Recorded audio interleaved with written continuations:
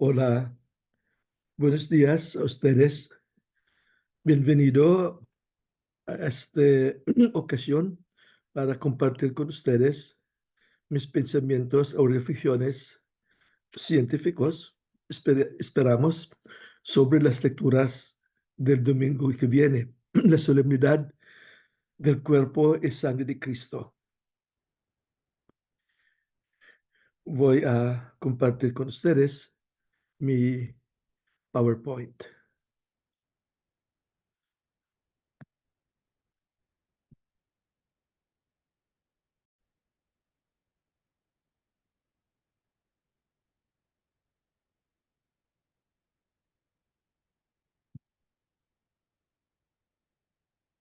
Hola, mi nombre es Benjamin Alforque, un misionero del Sagrado Corazón, MSC. Yo soy un filipino y en Filipinas solamente los de alta sociedad hablan español. Por eso yo no hablo español bien. Eh, yo soy el administrador de la parroquia de Nuestra Señora del Perpetuo Socorro aquí en Riverside, California, en la diócesis de San Bernardino. La primera lectura de este domingo que viene, la festividad o solemnidad del cuerpo y sangre de Cristo, es del Éxodo 24, versículo 3 hasta 8. Esta es una presentación dramática del ritual de la Alianza del Sinai. Con los versículos 9 a 11, tenemos dos tradiciones narradas como una sola. La primera tradición, versículo 9 a 11, concluye con una comida. Toda la escena representa la otredad total de Dios, su trascendencia absoluta. Si ve en el versículo 10, contrariamente a la creencia tradicional de Israel, de que quien ve a Dios muere. Aquí, la compañía de Moisés vio a Dios, pero no murió, porque Dios no les impuso la mano. La segunda tradición, versículo 3 a 8, enfatiza el compromiso del pueblo con Yahvé y la alianza. Este pacto del Sinai sigue el patrón de hacer pactos en el antiguo cercano oriente desde la perspectiva europea, pero en la perspectiva mundial de hoy debería llamarse apropiadamente Medio Oriente. Eso es, en la perspectiva mundial de hoy, uh, este pacto se hace entre un rey y un vasallo. El rey estipula las condiciones que el pueblo debe aceptar a cambio de su protección.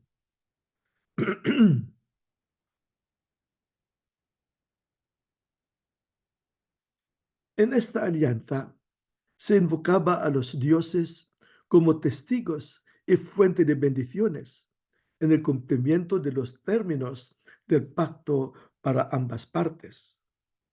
Pero aquí, en esta cita, hay una diferencia radical. El pacto del Sinaí poseía un exclusivismo radical. Dios mismo estuvo involucrado en la redacción del pacto. Él estipuló los términos de la alianza, fue parte del pacto, fue su testigo y dador de bendiciones, todo al mismo tiempo. Y también las maldiciones, cuando se desobedece este pacto, los términos del pacto. Y Dios garantizó que nunca será infiel al pacto que ha hecho con el pueblo. El rito de hacer pactos sigue estos antiguos pasos. o indígenas pasos. Una, A, la lectura de los términos del pacto. Se ve en versículo 3a. 3a. Segundo, B, el consentimiento del pueblo. En versículo 3b. Por eso, esta lectura de los términos del pacto y el consentimiento del pueblo puede considerar como una consultación entre Dios y el pueblo. Y tercera, sí, la redacción de los términos del pacto se ve en versículo 4a, porque después de esta consultación hay una ah, entre el Dios y el pueblo hay una consideración positiva, por eso la redacción de los tipos términos debe ser escrita.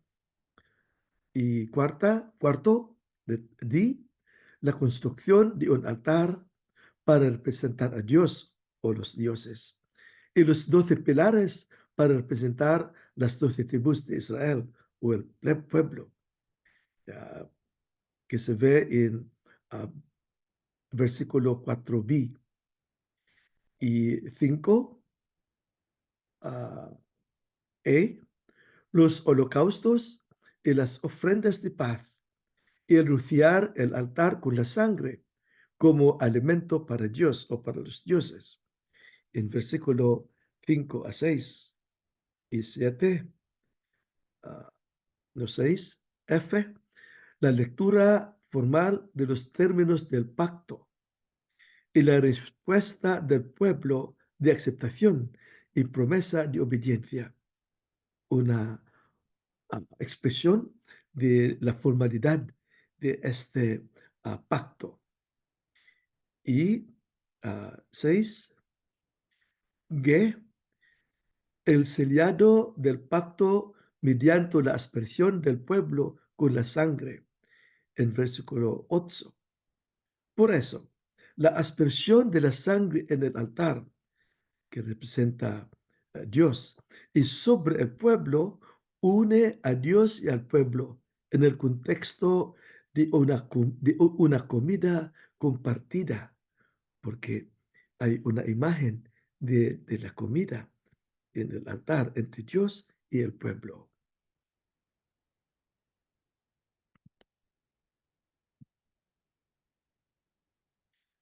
Esta alianza del Sinaí, fue un pacto sagrado entre el único Dios libertador, único Dios que salva, libertador, y el pueblo, los esclavos y víctimas de la violencia, del trabajo servil, a quienes Dios liberó de la opresión y la injusticia.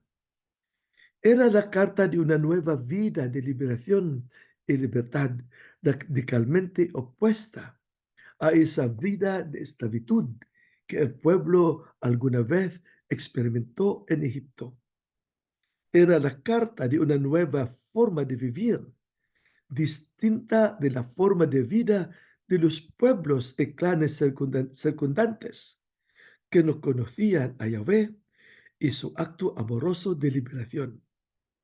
Visto desde la etapa posterior de la historia israelítica, el yavismo como término teológico con su correspondiente ideología de liberación se oponía radicalmente al baalismo en su expresión sociohistórica de codicia, opresión, injusticia, matanza de pueblos y saqueo de la creación.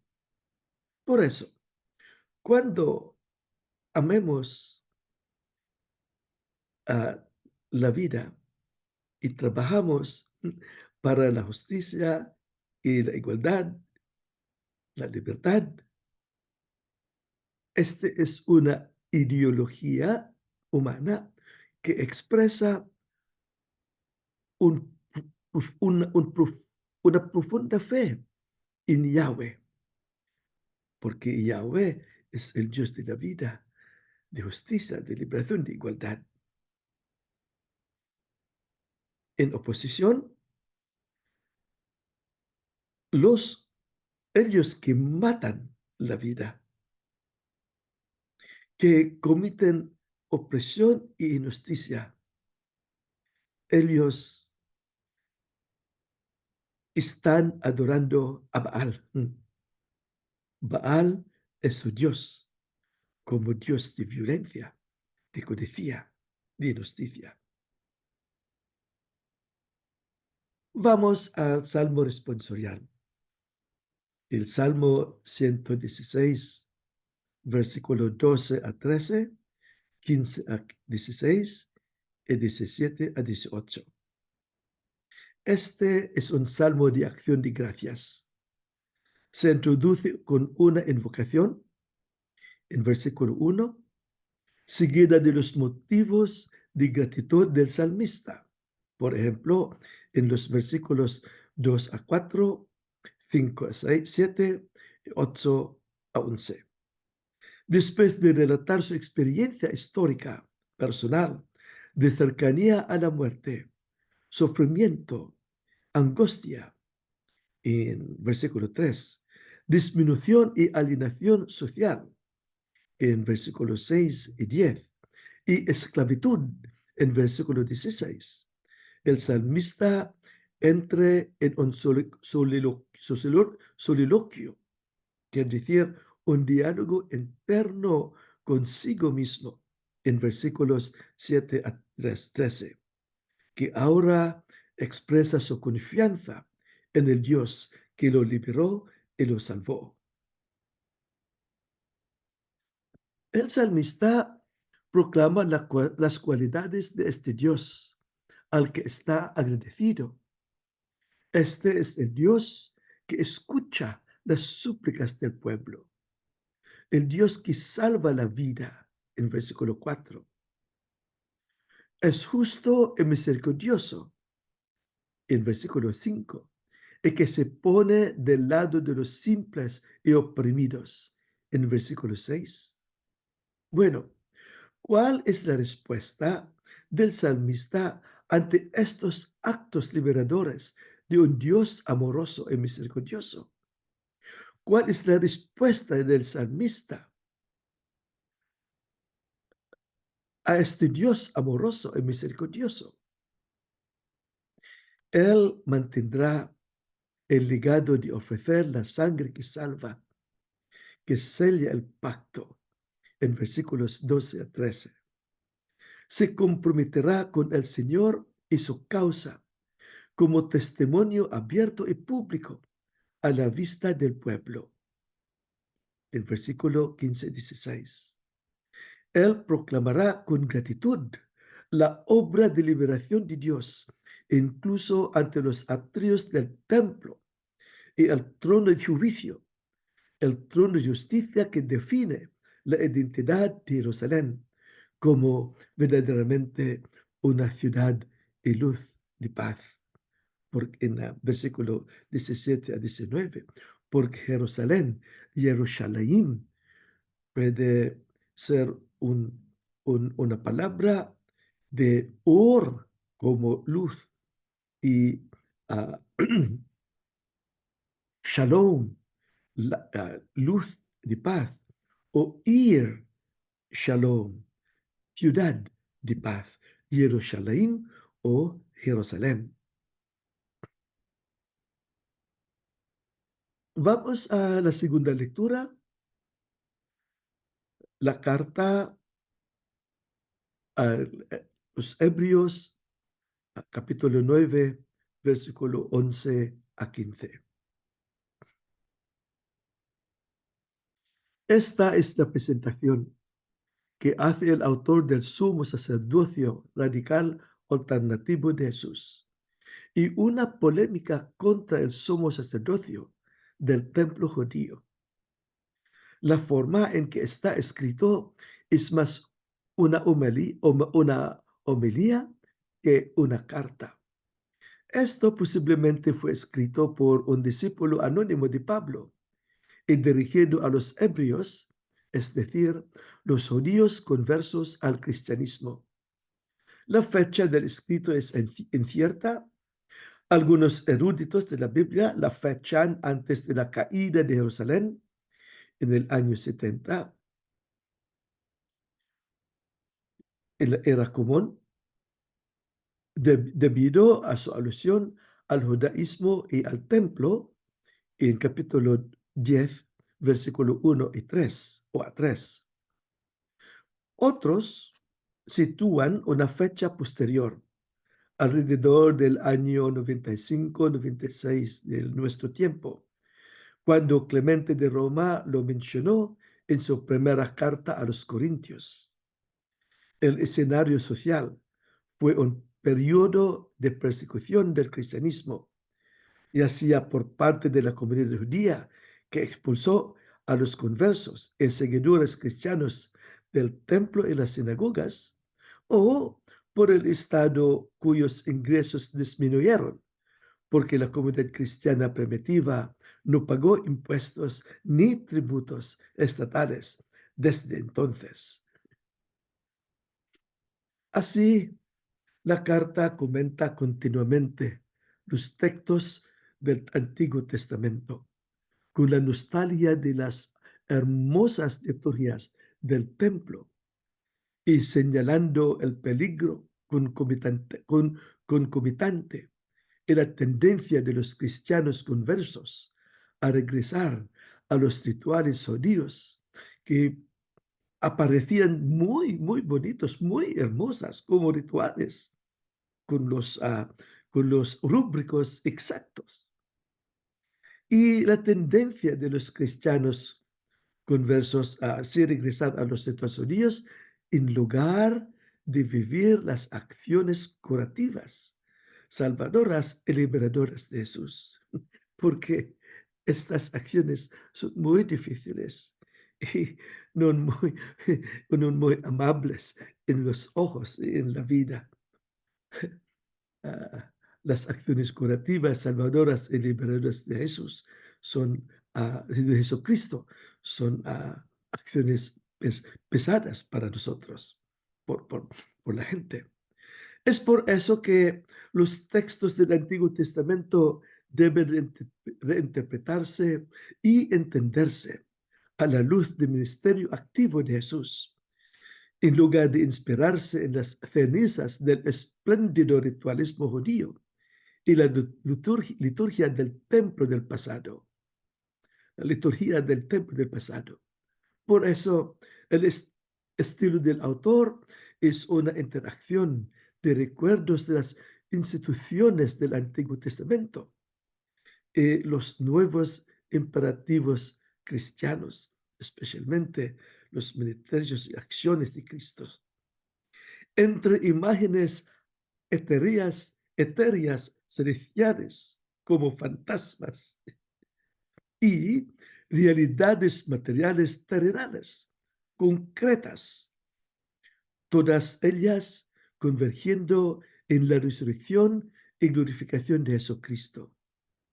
La reconciliación de estas imágenes y realidades reside en el sacerdocio de Jesús y las consecuencias de adorarlo, de seguirlo y de participar en su nuevo, superior e incomparable sacerdocio. Así pues, vamos a ver el Hebreo 9, 11 a 15. Esta cita alude al pacto del Sinaí del Antiguo Testamento, pero presenta un nuevo pacto radicalmente superior y alternativo, basado en el sumo sacerdocio alternativo radicalmente superior de Cristo. El antiguo pacto giraba en torno a los sacrificios rituales en el altar del templo. Estos rituales eran accesibles solo a los sacerdotes que ofrecían estos sacrificios. y el altar del lugar santísimo. La presencia de Dios solo era accesible al sumo sacerdote, que ofrecía sacrificios para la expiación de los pecados del pueblo y de los suyos propios, una vez al año.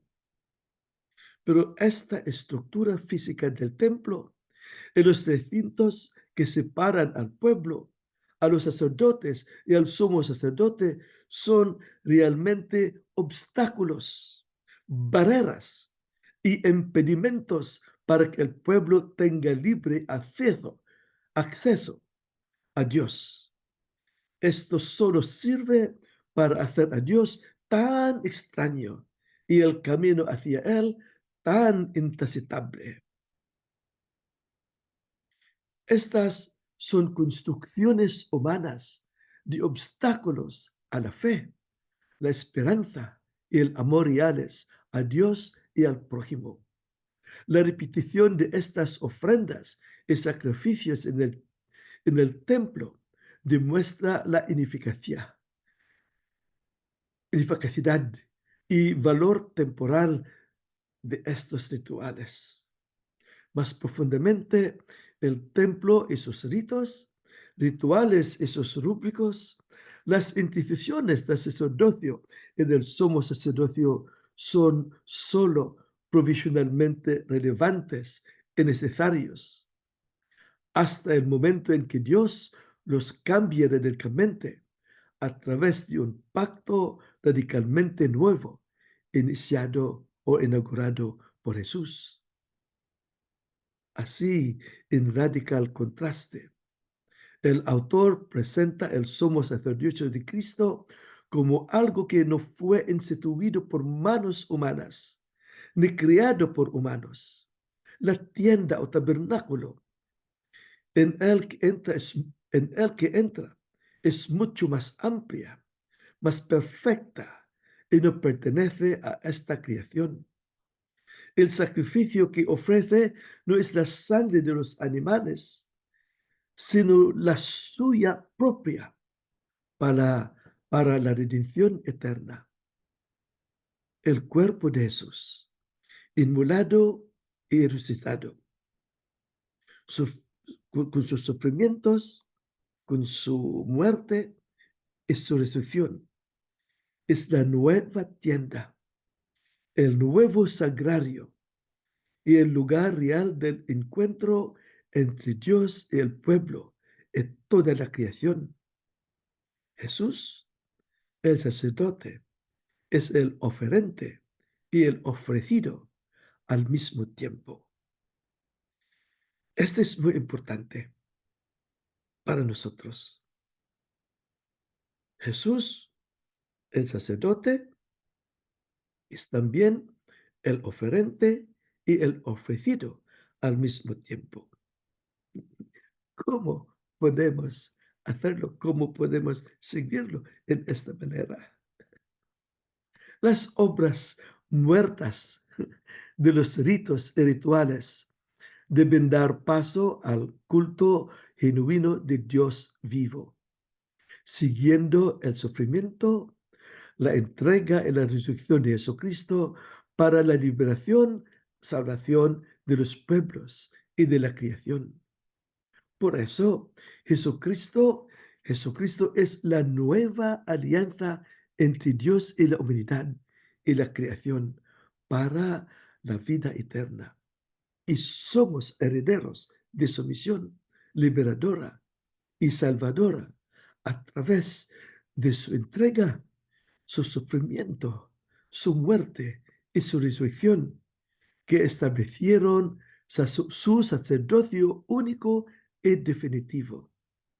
El autor les está diciendo a los judíos conversos al cristianismo y a todos los cristianos como nosotros, en tiempos de persecución y relativa libertad para adorar a Dios. Lejos de los viejos ritos, tenemos que rechazar los viejos ritos y ritualismo del antiguo templo y de las antiguas instituciones del sumo sacerdocio y del sacerdocio, fuera de los míos ritos. Estos se han convertido en obstáculos para nuestro encuentro real con el Dios real y verdadero. En cambio, abracen el camino concreto de seguir a Jesús, compartiendo su sacerdocio radicalmente nuevo, acciones de liberación y salvación, de curación y reconciliación, de justicia y paz, de sufrimiento propio hasta la muerte, de resurrección y vida eterna. Este es el amor y la compasión, la misericordia y la justicia, la reconciliación y la paz de Dios concreta, histórica y materialmente realizados y que continúan obrando en nuestro tiempo. Solo así, este es también el Dios concreto, histórico. Solo así se puede encontrar a Dios y experimentar su presencia real en nuestro tiempo. El significado de la Eucaristía de Jesús, único y superior e incomparable, sumo sacerdote de todos. Este es la Eucaristía de Jesús, lo que es la Eucaristía verdadera de Jesús. Ahora vamos al Evangelio de San Marco, capítulo 14, versículos 10 a 17, 16, 22 y 26. El Evangelio de Marcos probablemente fue escrito para los cristianos perseguidos en Roma en la época del Imperio Nerón, después de Cristo, en la era común, más o menos los años de 60 hasta 64. ¿Cuál es el contexto remoto? Este es el contexto remoto de nuestra cita, de nuestro evangelio. En el momento en que Jesús apareció proclamando la buena nueva de Dios, el cumplimiento de los tiempos es ahora, el reino de Dios está cerca, por tanto, la necesidad de cambiar el estilo de vida comunitario, la vida personal y creer en la buena nueva se ve en Marco 1:15. La gente comenzó a dividirse, ya sea para creerlo y seguirlo o para negarlo y abandonarlo. A medida que aumentaron los seguidores de Jesús, también hubo un número correspondiente de personas que lo negaron o rechazaron. La mayoría de los que le creían eran los pobres, los enfermos, los marginados y los que no eran personas de la comunidad. La mayoría de quienes lo negaron estaban del lado del poder, la riqueza y el prestigio y la violencia que viene con el poder, la riqueza y prestigio. Marcos nunca permitiría que Jesús durmiera en la ciudad de Jerusalén. Solo después de que su identidad fue revelada en 8:27 a 30, puso su rostro hacia Jerusalén y entró en ella en 11:11. Pero sin dormir allí, se ve en capítulo 11, versículo 19, o capítulo 14, versículo 26. Cuanto más se acercaba Jesús a la ciudad, más gente también comenzaba a abandonarlo, porque es muy peligroso de acompañar a Jesús a la ciudad de violencia. El contexto inmediato. Marcos capítulo 14 a 15. Después de su enfrentamiento con los líderes del templo y del Estado, en capítulo 12 y 13, ahora debe implementarse el complot para matar a Jesús. Se enmarca en su unción para la muerte, 14, 1 a 9. La controversia sobre los pobres, en 5 a 7, y la traición de Judas, en versículo 10 a 11, por un lado, y la jactancia y la negación, en versículo 26 hasta 31. La angustia de Jesús y el sueño de los discípulos, en versículos 32 a 41. Y la ejecución de la traición de Judas y el arresto de Jesús, en versículos 42 y 49, por el otro. En manos del enemigo, Jesús quedó completamente solo y abandonado.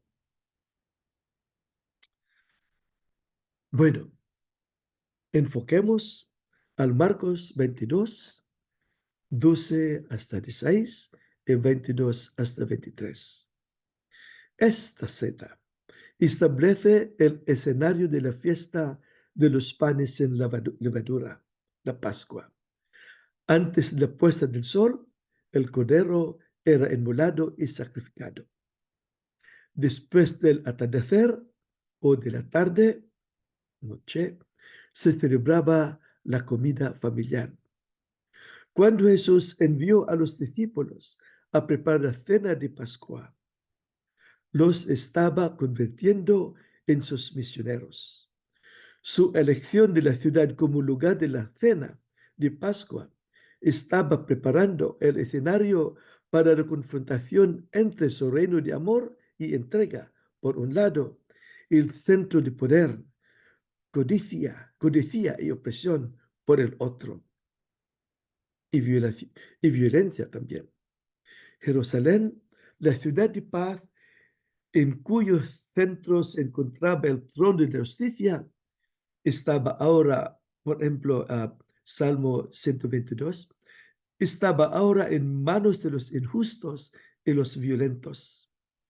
Este enfrentamiento entre el amor y la injusticia liberaría a Jerusalén, recuperaría su significado original y la devolvería a Dios y a su pueblo, al que por derecho pertenecía la ciudad de la paz, como Jerusalén, ciudad de la paz, o Or de la paz, o a luz de la paz.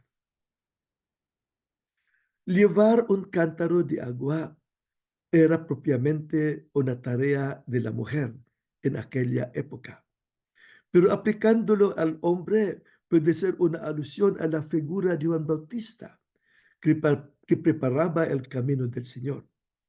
Aún así también podría significar, en la tipología del agua, pozo, encuentro junto al pozo del Antiguo Testamento, que iba a ocurrir un matrimonio, o que estaba a punto de ocurrir un nuevo tiempo de una nueva relación matrimonial entre Dios y la humanidad, un, el nuevo, un nuevo pacto estaba a la vista. Un nuevo pacto estaba a la vista y iba a tener lugar en el cenáculo, símbolo del lugar de encuentro entre Dios y la humanidad en el nuevo tiempo de liberación, salvación. Por eso, el mensaje. La Pascua que Jesús celebró con sus discípulos fue una comida pascual alternativa. El cuerpo de Jesús es el pan. La sangre de Jesús es la sangre del nuevo pacto. Su cuerpo en forma de pan y su sangre en forma de vino ahora tomaría el lugar del antiguo pan sin levadura y de la sangre del cordero del antiguo pacto. La Pascua de Jesús adquiere un nuevo significado. El amor liberador y salvador de Dios se cumple en el nuevo tiempo del reino mediante la entrega del Hijo, por la traición de un amigo íntimo y discípulo que deseaba seguridad personal disfrazada de preocupación por los pobres. La instrumentalización de los pobres y la pobreza para el propio interés egoísta y el autoengrandecimiento. La traición se vuelve más intensa y brutal cuando se, cuando se la mira en el contexto de una comida, que es la máxima expresión de comunión, de hermandad, de amistad social y solidaridad. Es en este contexto que Jesús celebraría la Eucaristía como un acto libre y concreto de entrega de una vida inocente a los traidores de la humanidad y de la creación, en aras de su liberación, en aras de su liberación y salvación. El pan y su cuerpo. Pues quien lo acepte debe heredar su ofrenda por la causa del reino de Dios. El cáliz es el nuevo pacto. Quien acepte esto debe dejar atrás la antigua alianza de ritos y rituales y abrazar la nueva alianza de Jesús y sus acciones por la justicia y la paz, por la liberación, sanación, el perdón y la reconciliación para la salvación. Estos dos polos no pueden separarse. Están entrelazados como uno solo, una unidad. El vino es su sangre que selló la nueva alianza, derramada mediante una muerte violenta de martirio. Quien bebe esta sangre de este cáliz asume para sí el sacrificio de Jesús y acepta las consecuencias de su compromiso para la vida, de ofrecer su vida para que otros puedan vivir. Por eso, Marcos pregunta a la comunidad cristiana perseguida en Roma. Y también esta es la pregunta de Marcos para nosotros en nuestro tiempo. ¿Traicionarán también ustedes a Jesús? Su entrega y su compromiso por el proyecto del reino, abandonándolo y matándolo en nombre de los pobres, y escaparán así de las dificultades y de la persecución concomitante con la predicación de las buenas nuevas, y luego disfrutar de una vida cómoda y comprometida, acomodándose a la generosidad del imperio y del templo, generosidad y riqueza y poder del imperio y del templo. Bueno, hermanos, muchas gracias por su paciencia. Yo soy Benjamín de Alforque, MC, misionero del Sagrado Corazón, administrador de parroquia de Nuestra Señora del Perpetuo Socorro, aquí en Riverside, California, en el diócesis de San Bernardino. También este es mi email address. Muchísimas gracias a todos. Que tengan buen día.